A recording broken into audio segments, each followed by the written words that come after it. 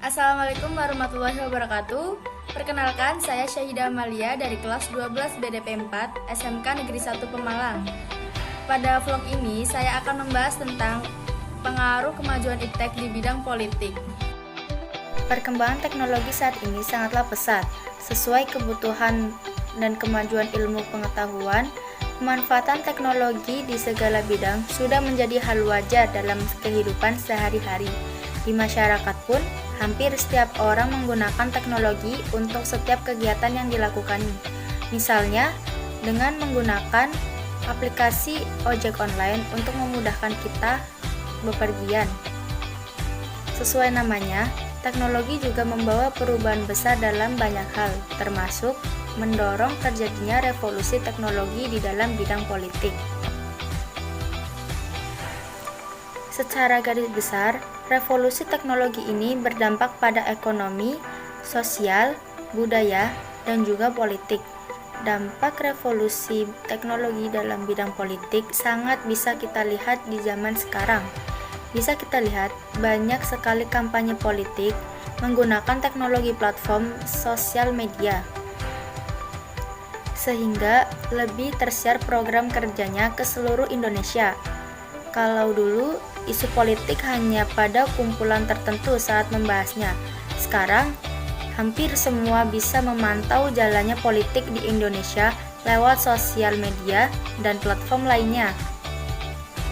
Tapi, seperti kita tahu, internet atau revolusi teknologi ini adalah dua mata sisi. Ada bagian baik dan juga ada bagian buruknya yang harus kita lihat, termasuk juga pengaruhnya dalam bidang politik.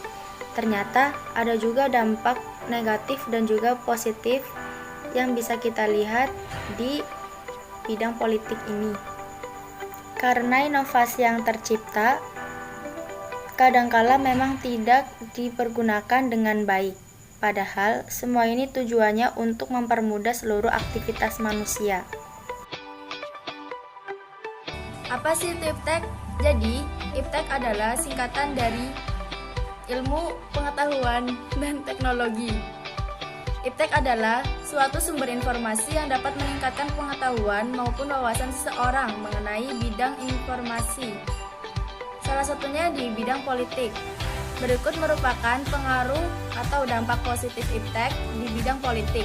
Yang pertama, memberikan dorongan yang besar terhadap konsolidasi demokrasi di banyak negara. Yang kedua, meningkatkan hubungan diplomatik antar negara. Yang ketiga, memperluas dan juga meningkatkan hubungan dan kerjasama antar daerah. Yang keempat, adanya peranan besar rakyat dalam pengembangan pemerintah. Yang kelima, dapat tersampainya informasi dan berita mengenai politik individu atau kelompok secara cepat. Nah, kalau ada dampak positif, berarti ada dong dampak negatifnya. Berikut dampak negatif dari kemajuan iptek di bidang politik. Yang pertama, negara tidak lagi dianggap sebagai pemegang kunci dalam proses pembangunan.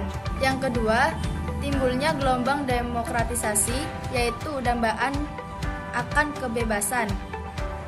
Yang ketiga, adanya berbagai ancaman yang dapat menyebabkan disintegritas bangsa dan negara. Yang keempat, semakin meningkatnya nilai-nilai politik individu, kelompok, dan opsi. Yang kelima, timbulnya unjuk rasa yang semakin berani dan kadang mengabaikan kepentingan umum. Di samping itu, manfaat iptek sangatlah banyak di antaranya. Yang pertama, segala hal menjadi lebih mudah. Yang kedua, kehidupan menjadi lebih maju. Yang ketiga, mengoptimalkan bisnis. Dan yang keempat, komunikasi menjadi lebih mudah. Beberapa contoh iptek yang kita alami di kehidupan nyata. Yang pertama, penemuan HP atau smartphone. Yang kedua, penemuan internet. Yang ketiga, berbagai aplikasi yang memudahkan urusan atau aktivitas manusia. Dan yang terakhir, menemukan transportasi umum yang canggih. Sekian yang dapat saya sampaikan mengenai kemajuan iptek di bidang politik. Wassalamualaikum warahmatullahi wabarakatuh.